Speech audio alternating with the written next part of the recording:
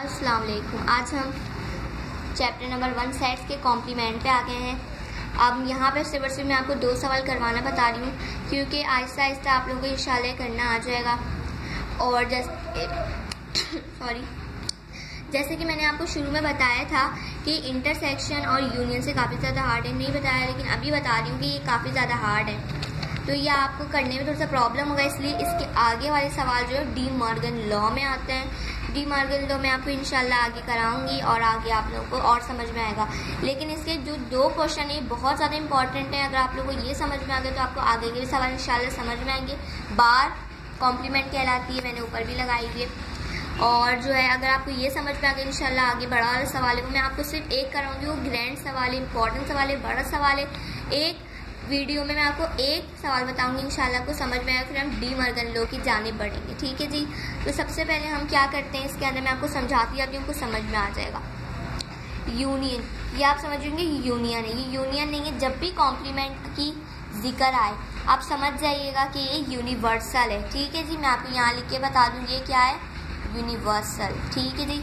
तो यहाँ पे हमारे पास क्या आ जाएगा, 1 2 3 और उसकी वैल्यू क्या है 15। ठीक है जी। ए का सेट है, ए का सेट उतारेंगे। अब मैं बताती हूँ उसको किस तरीके से करते हैं। ए की वैल्यू क्या है 2 4 6 8। जिस तरीके से मैंने आपको सेट्स हल करना सिखा दिए हैं पीछे के, उस तरीके से आपको आगे के भी इंशाल्लाह आ जाएंगे जिस तरह मैंने आपको सिखाया। ठीक है।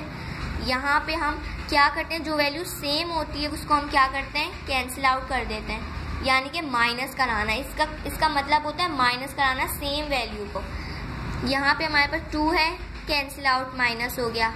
4 है, इसके बाद 4 5 6 7 8 9 10। इसका मतलब डॉट्स का मतलब ये होता है हमारे पास 4 भी कैंसिल आउट, 6 भी कैंसिल आउट, 8 भी कैंसिल आउट। हमारे पास क्या वैल्यू बच रहा है 1 3 5 7 9 से लेके 15 तक हमारे पास ये वैल्यू बच रही है।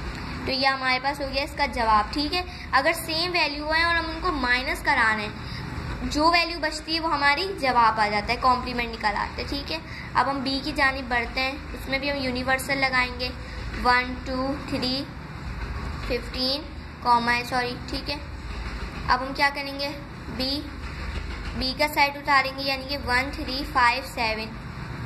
ठीक है जी। अब हम क्या करेंगे, बी कॉम्प्लीमेंट लिखेंगे और देखेंगे 1 भी कैंसिल आउट हो गया, 3 कैंसिल आउट हो जाएगा, 5 भी कैंसिल आउट हो जाएगा, 7 भी कैंसिल आउट हो जाएगा। ठीक है। हमारे पास क्या बच रहा है, सिर्फ और सिर्फ 3 भी कैंसिल आउट हो गया। इसके अंदर जो 5 7 है वो भी कैंसिल आउट हो गया। तो हमारे वैल्यू क्या बच रहा है 2 4 6 8 और कितने तक 15 तक ही हमारे पास वैल्यूज बच रही हैं। ये हमारे पास जवाब हो गया इसका। ठीक है। इस तरीके से इंशाल्लाह मैं आपको आगे और सवाल करवाना सिखाऊंगी। अगर सेम वैल्यू होती है तो हम उनको क्या करते हैं, माइनस करते हैं। और ये डॉट्स का मतलब होता है यानी कि बिल्कुल सीक्वेंस, यानी कि डॉट्स को हम यूनियन कहते हैं। अब यहाँ सेम है, सेम है, हम इनको क्या करेंगे, बिल्कुल तरतीब से लिख लेंगे। जो क्रॉस हो जाएंगे उनको हम वैसे लिखेंगे, ज़रूरी नहीं तरतीब से लिखना, लेकिन हम लाइन से लिखते हैं, जाहिर सी बात है।